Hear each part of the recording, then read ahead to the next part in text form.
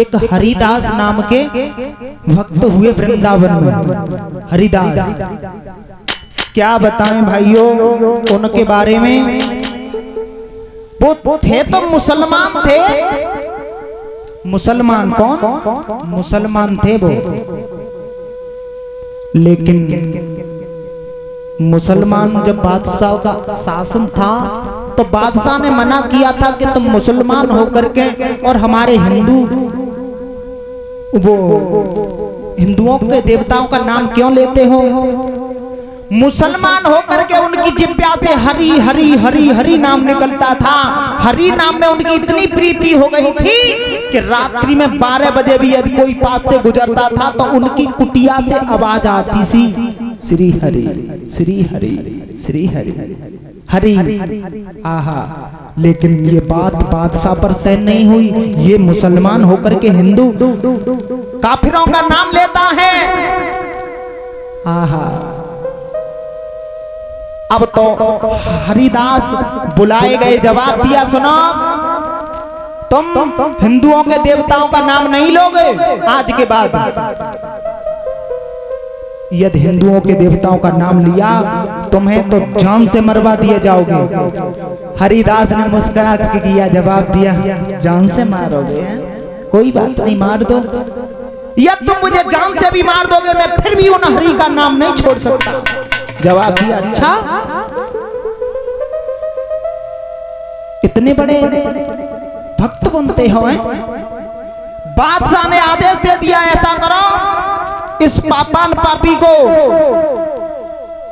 तुम सभी जल्लादों से कहा जो सजा देते थे, इस पापी को 22 बाजारों में कोड़ाओं से मार मार करके इसकी खाल को उतार दो, जब तक ये अपनी जुबान से ये ना कहे कि हाँ मैं छोड़ रहा हूं।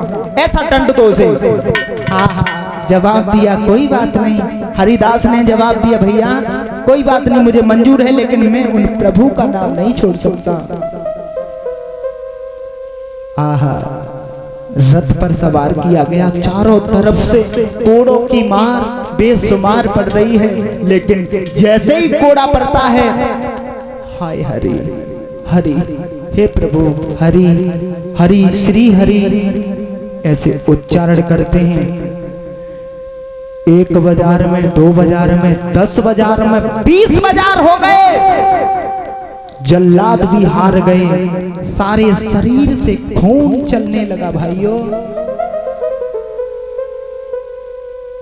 अब क्या हुआ?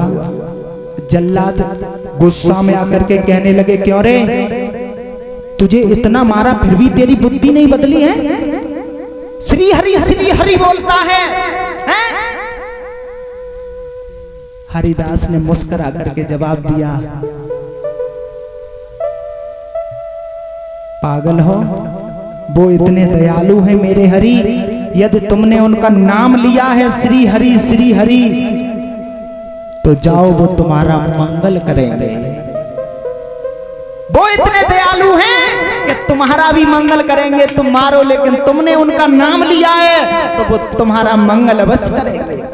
वो तुम्हें कुछ नहीं करेंगे, तुम्हारी बुद्धि शुद्ध करेंगे। कहते हैं, प्रभु इनकी बुद्धि शुद्ध करो, केवल ये तुम्हारे चरणों में प्रीति हो जाए। ये कहां भटक रहे हैं?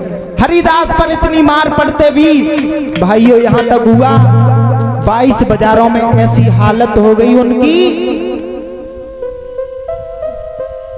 बिल्कुल मरे समान। बादशाह ने नबज बटोई तो कुछ नहीं बोल रहा। जवाब दिया, इसे कब्र में नहीं गड़वाएंगे, इसे उन जो हिंदुओं की जो गंगा है उसमें फेंक दो। ये कब्र में गड़वाएंगे तो इसे स्वर्ग प्राप्त होगा, हम ये नहीं चाहते। फेंक दिए गए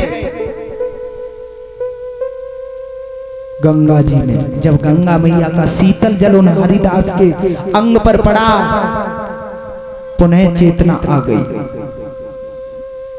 पुनः बादशाह पर खबर पड़ गई कि जो हरिदास नाम का व्यक्ति था उस पर इतनी मार फेरी फिर भी वो बच गया।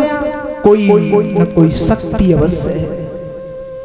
पहुंचा जहां लाखों की संख्या में भीड़ इकट्ठी है, क्योंकि 22 बाजारों में मार खाई थी उन्होंने।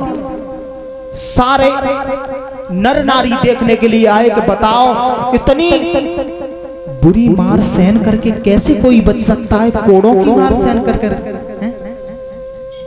लेकिन फिर भी चल रहा था उन हरिदास का श्री हरि श्री हरि श्री हरि। धन्य है ऐसे भक्तों को जो इतनी मार पर भी नाम नहीं छोड़ा है।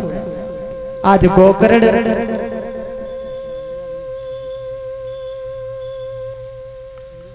अपना समय व्यतीत करते हैं। धुंधकारी वेश्याओं में गमन करता है। क्या बताएं, उस धुंधकारी थे दुखी होकर के आत्मदेव भी चले गए। गोकर्ण अपने तीर्थ यात्रा में लग गए, लेकिन इधर धुंधली जो जिसने कर्म किया है उसे वो कर्म भोगना पड़ेगा। उसी धुंधली को सुबह जाता है, दारू पी के आता है और शाम को उस धुंधली को डंडों से पीटता है, क्योंकि कर्म थे उसके। यदि वो उस फल को खा लेती तो उसे ये मार सहन नहीं करनी पड़ती।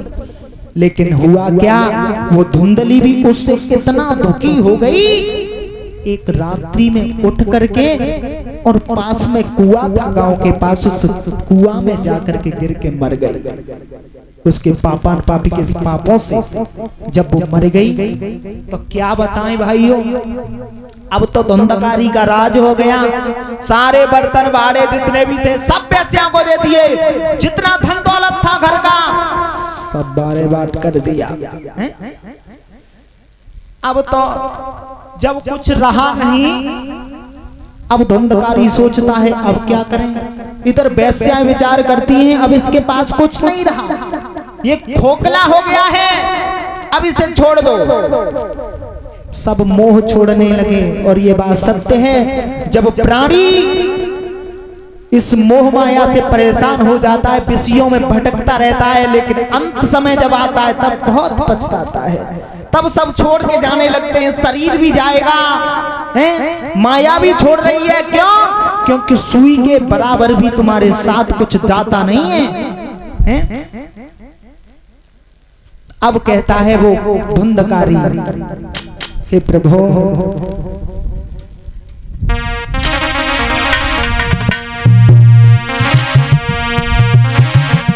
जब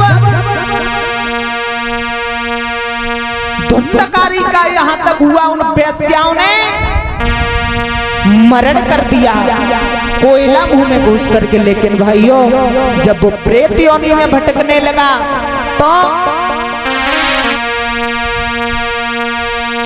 अब उसे दुख मिलने लगे। लेकिन कहता है प्रभु